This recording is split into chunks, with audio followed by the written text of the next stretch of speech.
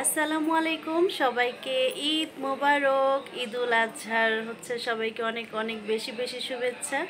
তো সবাই তো মনে হয় এবার গরু টরু নিয়ে ব্যস্ত। যাই হোক, ওরে আল্লাহ, আমার চোখটা দেখেন, এতক্ষণ ইচ্ছা মতো চুলকাইছে, এখন লাল হয়ে গেছে। আমার চোখে প্রচুর পরিমাণ অ্যালার্জি। তো যাই হোক, সবাইকে অনেক অনেক বেশি শুভেচ্ছা তো দিয়েই দিলাম। তো আপনাদেরকে একটা জিনিস দেখাই, দাঁড়ান। আমার ছেলের আর তার পাপার যে কত পাঞ্জাবি ওরা কি, এই যে দেখেন গাইস, তাদের বাবা ছেলের শপিং। অনেক সুন্দর সুন্দর পাঞ্জাবি এবার বাবা ছেলে ম্যাচিং ম্যাচিং নিয়েছে। তো দেখতে খুব সুন্দরই লাগে। আর আমাকে বলে কি জানেন, কোরবানি ঈদে আবার মার্কেটিং করা লাগে নাকি। এই দেখেন, এটা ওর বাবার, এটা নিহানের, এটা আমার শাশুড়ি গিফট করেছে ছেলেকে আর নাতিকে। আমাকে আমার মেয়েকেও দিয়েছে 3 পিস, ওটা পরলেই দেখতে পাবেন। আর এটার বাবাই বানিয়েছে, দুইটা সেম। এটা কাজ করিয়েছে, এটা খুব সুন্দর। এটা ওর বাবার, এটা ছেলের।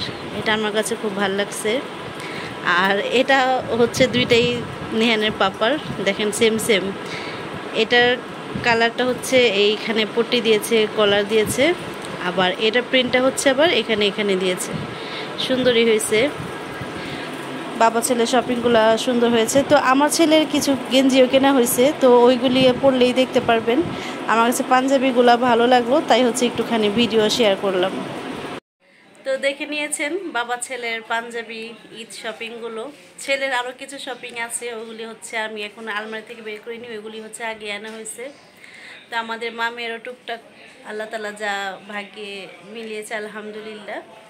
তো এখন রান্না বান্নাতে যাব। তো ঈদে খুব একটা বেশি রান্না বান্নার ঝামেলা নেই, কারণ খুব অল্প আয়োজনই করি এই ঈদে। কারণ ঈদের দিন আবার রান্না করাই লাগে, মাংস টাংস।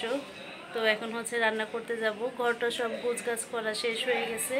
না, আমার বেডরুমের চাদরটা শুধু বিছানো বাকি আছে, আর পর্দাটাও লাগাবো। আর ছেলে মেয়ের রুমটা অল কমপ্লিট করে আসছি আমি। আর কি বলে, সেমাইটা তো চাঁদ রাতের আগের দিন রান্না করেছি, এটা আমার গত ভিডিওতে আপনারা দেখেছেন। তো যাই, এখন 10:30 বাজে, রান্না বান্নার দিকে একটু যাই। রান্না করতে তো আসছে আর একটু আগেই। এটা আগামীকাল দুপুরবেলা মুরগির পোলাও রান্না করব, মোরগ পোলাও আর কি যেটাকে বলে। বাসমতি চাল দিয়ে রান্না করব। এটা আমি ভেজে রেখেছি। এখন আজকের আমি মাংসটা কষাবো না, জাস্ট ভেজে রেখেছি, যেহেতু কালকে দুপুরের জন্য, তাই এখন আর রান্না করব না। আর এখানে যে সকালের জন্য রান্না করতেছি এখন মুরগি। এই দেখেন, এখন আমি কষাচ্ছি। আসলে কি, রোজা ঈদে বা সবসময় আমি অনেক কিছুই রান্না করি, তো এবার বেশি একটা কিছু রান্না করব না, আমার শরীরটাও বেশি একটা ভালো না, তাই শর্টকাটে করার চেষ্টা করতেছি। আর কালকে ঈদের দিন তো রান্না করা লাগেই, গরুর মাংস টাংস তো এগুলো রান্না করবই আল্লাহ বাঁচিয়ে রাখলে। তো সকালে নাস্তার জন্য রান্না করব মুগ ডাল দিয়ে সাদা পোলাও, আর মুরগি দিয়ে আলু দিয়ে। আর দুপুরের জন্য ওই যে বললাম, বাসমতি চাল দিয়ে মোরগ পোলাও রান্না করব। এখন মুরগির তরকারি রান্না করার জন্য আমি এটা মশলা সব দিয়ে দিয়েছি, কষাচ্ছি। গাইস দেখেন, আমার মেয়ে হাম্বা মোবারক লেখছে মেহেদি দিয়ে। আর হাম্বাটা দেখেন, এটা কোন দেশি হাম্বা?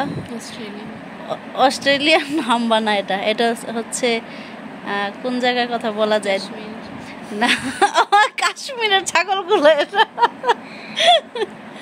আল্লাহ, এত রাতে আসছে নানু বাসা থেকে, আইসা এই যে মেহেদি পড়ছে। আর ছেলেকে বলতেছি যে সকালবেলা উঠতে হবে, নামাজে যাবে, কিন্তু ও ঘুমাচ্ছেই না। ঘুমাসো, প্রায় 2টা বেজে গেছে। এই রুমে চাদর টাদর বিছিয়ে দিছি, পর্দাও লাগায় ফেলছি। ঘুমে যাও নিহানমণি, আমার রান্না বান্না শেষ করে আসলাম। এই যে তরকারি রান্না শেষ। আর কালকে দুপুরেরটা তো যে বললামই, আমার রুমে চাদর টাদর লাগানো শেষ। তো এখন আমি একটু বেডে চলে যাব, যেহেতু আবার সকাল 6টা বাজে উঠতে হবে। তো সকাল 7টা বাজে আমাদের এখানে নামাজ, তো 6টা বাজে উঠতে হবে। ওরা কি বলে 6:30 বাজে বাসা থেকে বের হয়ে যাবে। তো ছেলেকে গোসল টোসল করায় বিদায় করব। আর এই তো এখন চলে যাই। আল্লাহ হাফেজ, সকালে দেখা হবে। বাবা ছেলে রেডি ঈদের নামাজ পড়তে যাওয়ার জন্য। দুজনে একরকম পাঞ্জাবি, খুব সুন্দর লাগতেছে মাশাআল্লাহ। যাও যাও। খুরমা খাইছেন? রাতে খুরমা এনে রাখছে, ভিলে গেছে। ওই খাইতে চায় না, এক কামড় খাও।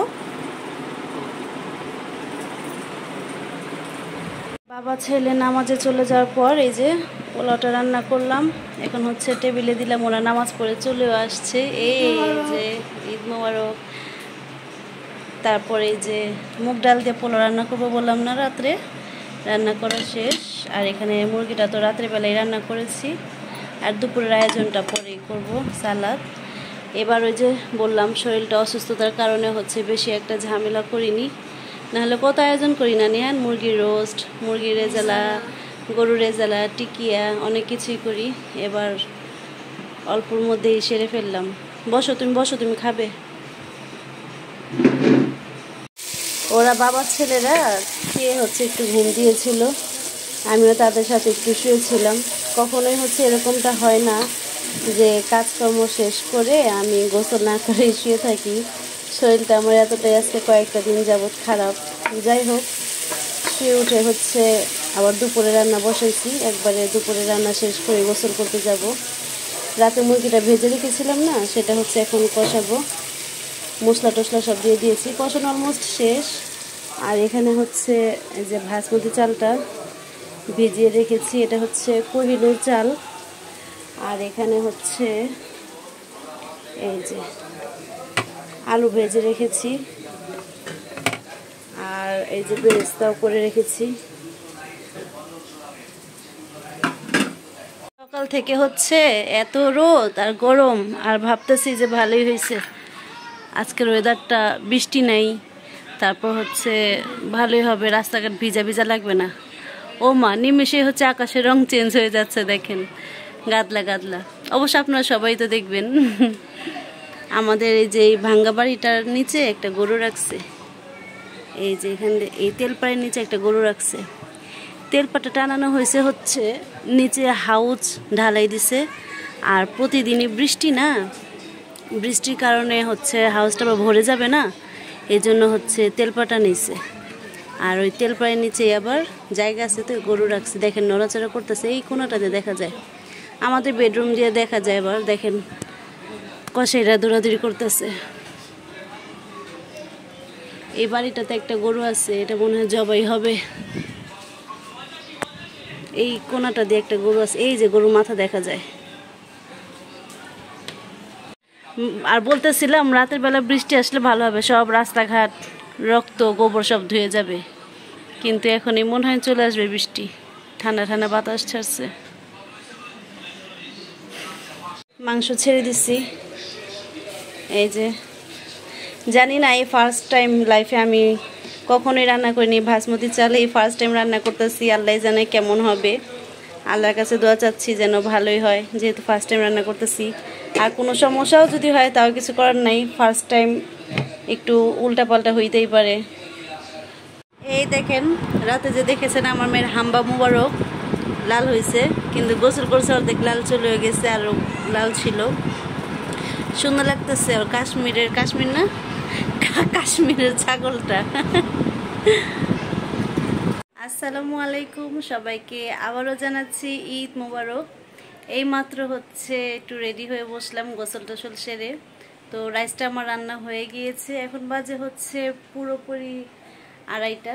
এই যে 2:30 বেজে গেছে। ওর পাপা হচ্ছে নামাজে চলে গেছে, আমি বলছি নামাজটা পড়ে ঝটপট চলে আসেন, কারণ হচ্ছে এটা ঠান্ডা হলে আর ভালো লাগবে না, যেহেতু ফার্স্ট টাইম রান্না করেছি। আপনারা বলবেন যে ফার্স্ট টাইম রান্না করলে যা হয়, হ্যাঁ ঠিকই, ফার্স্ট টাইম রান্না করেছি, অনেক ভয়ে ভয়ে রান্না করেছি। আমি ওকে বলতেছিলাম যে ফার্স্ট টাইম রান্না করতেছি, যদি কোনো সমস্যা হয় বলে যে কিছু হবে না। আপনাদেরকে একটু দেখাই, দাঁড়ান। আমার ছেলে সেই 12টার দিকে ওর নানু বাসা চলে গেছে আমার চাচুর গরু জবাই দেখতে। আসেন, চলে আসছে মনে হয়। এই যে দেখেন, এখন দেখতে যাই হয়েছে আলহামদুলিল্লাহ, প্রথমবার। আর খাওয়ার পর হচ্ছে বোঝা যাবে টেস্ট। খেতে বসছি নিয়ে পাপার আমি। চালগুলি অনেক যত্ন সহকারে হচ্ছে রান্না করছি, মাশাআল্লাহ ভাঙ্গে নাই। এখন খেয়ে দেখি, মুখে দিচ্ছেন কেমন হয়েছে। অনেক ভয় ভয় রান্না করছি।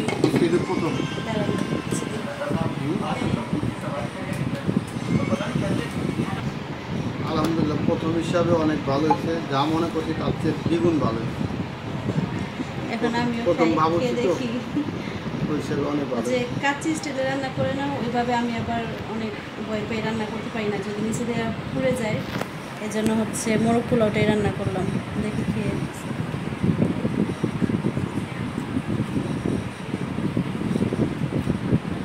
হ্যাঁ চলে চলে না, ভালো, অনেক ভালো। এই তো খাওয়া দাওয়া করলাম। তো নিহানে পাপা কখনোই হচ্ছে এরকম ভাবে বলে না যে ভালো হয়েছে, মানে ওর বাসার খাবার একটু কমই, বাসার যে খাবার আমরা রেডি করি এগুলির কাছে একটু কমই ভালো লাগে, ও হচ্ছে বাইরে খাবার বেশি পছন্দ করে। তো আজকেও বলতেছে যে না অনেক ভালো হয়েছে, প্রথম অবস্থা যে আমি রান্না করেছি এভাবে ওর কাছে নাকি খুব ভালো লাগছে, বলতেছে অন্য দিনের চাইতে আজকের দিনের খাবারটা একটু ভালো হয়েছে, কিন্তু আমার কাছে মনে হলো তেলটা একটু বেশি হয়েছে। যাই হোক, নেক্সট টাইম এই ভুলটা হবে না ইনশাল্লাহ। দেখতে দেখতে ঈদের একটা দিন চলে যাচ্ছে, 4:30 বাজে, মানে অর্ধেক দিন চলে গেছে, আরও অর্ধেক দিন চলে গেলে হচ্ছে একটা দিন চলে যাবে। একটা দিনের অপেক্ষায় আমরা থাকি আর ওই দিনটা এসে চলেও যায়, টেরও পাই না দিন কিভাবে চলে যায়। আমার ছেলে আসছে মনে হয় নানুর বাড়ি থেকে, সাহেব আসছে, 12টা বাজে গেছে, আসছে হচ্ছে 4:30টার দিকে। বাইরের গরু জবা শেষ একটা, আমার চাচ্চু 2টা গরু কিনছে না, সেটা থেকে হচ্ছে একটা আজকে জবাই দিছে, ও দেখতে গেছিল। কোনটা? না কাকুরটা। ও এই তো কাজকর্ম শেষ করে হচ্ছে এখন হচ্ছে একটু ফ্রি হয়ে বসলাম, কাজ শেষ করতে করতে অনেকটাই লেট হয়ে গিয়েছে। আর আজকে আলহামদুলিল্লাহ আমাদের ঈদটাও অনেক ভালো গেল, ব্যস্ততার মধ্যে গেলেও আলহামদুলিল্লাহ খুব ভালো গেছে। আর কোরবানি ঈদে তো ব্যস্ততার মধ্যে মহিলারা হচ্ছে দিন কাটায়, এটা হচ্ছে আমরা সবাই জানি, এটাই বাস্তব। তো ওই যে আমি আপনাদেরকে একটু বললাম যে আমি হচ্ছে কোরবানির মাংস আগে ধরতাম না, ভয় পেতাম, কথাটা হচ্ছে একেবারেই কিন্তু ঠিক। আর আমি যেভাবে ভয় পেতাম এটা আপনারা শুনলে আপনারা অনেক অবাক হবেন। আমি হচ্ছে সেই ছোটোবেলা থেকে, মানে আমার হুঁশ হওয়ার পর থেকে কিন্তু আমি গরু জবাই দেখলে ভয় পেতাম, জীবিত গরু দেখলে প্রচণ্ড ভয় পেতাম। কোরবানির আগের 3 দিন আগে থেকে হচ্ছে এলাকার ভিতরে গরু আসতো, তো কোরবানির আগের 3 দিন থেকে নিয়ে কোরবানির পরের 3 দিন পর্যন্ত আমি বাসা থেকে বেরিয়ে হইতাম না, কারণ 3 দিন সকাল পর্যন্ত হচ্ছে মাংস টাংস জবাই দেওয়া হতো, এজন্য হচ্ছে গরু জবাই দেওয়া হতো। তো সেই জন্য আমি বাসা থেকে বের হইতাম না, ইভেন আমি দোতলা থেকে নিচেও নামতাম না। আমার দাদু থাকতো 2 তলায়, দাদুর সাথে হচ্ছে আমি বসে থাকতাম, কারণ বাসার নিচে হচ্ছে মাংস কোরবানি দিয়ে হচ্ছে নিচে একেবারে কোবাকবি করা লাগতো। আমার চাচুরা সবাই হচ্ছে ওগুলি করতে থাকতো নিচে কষাই নিয়ে, এই কারণে হচ্ছে আমি একতলায় নামতাম না। সব কাজকর্ম শেষ হওয়ার পর আম্মু সব ধুয়ে টুয়ে ক্লিন করতো, তারপরে হচ্ছে আম্মু আমাকে উপর থেকে নিয়ে আসতো। তারপরে রাতের ঘুম থেকে উঠে টয়লেটে যেতেও অনেক ভয় পেতাম, আম্মু হচ্ছে অনেক জোর করে করে নিয়ে যেত, এতটাই ভয় পেতাম। এরকমটা হচ্ছে আমার বিয়ের পরও প্রায় 12-13 বছর পর্যন্ত হচ্ছে এরকমই হচ্ছে আমার সাথে চলছে। তারপর হচ্ছে আমার বিয়ের পর আমার শাশুড়ি হচ্ছে, আমি এরকম ভয় পেতাম, আমাকে ধরতে দিত না। তারপরে আমি থাকতাম 3 তলায়, আমার শাশুড়ি হচ্ছে 2 তলায় থাকতো। তো 2 তলায় হচ্ছে আমার শাশুড়ি এগুলি সব কিছু ক্লিন করে আমাকে হচ্ছে উপর থেকে ডাক দিত। আমি ওই দিন শাশুড়িদের ঘরে খেতেও আসতাম না, 3 তলায় বসেই খেতাম, এতটাই ভয় পেতাম। বললাম না, আপনারা শুনলে হচ্ছে অনেক অবাক হবেন। তো যাই হোক, আবার বলবেন যে ধরতেন না ঠিকই, কিন্তু খাইতেন তো ঠিকই, আসলে না। আমি ঈদের 3 দিন পর্যন্ত আমি মাংস একেবারে ভালো মতো খেতেও পারতাম না।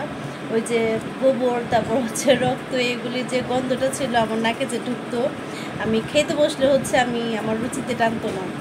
তারপরে হচ্ছে বিয়ের পরে এরকমই চলতেছিল। তো আমার শাশুড়ি হচ্ছে বাইপাস অপারেশন হয়েছিল হার্টের।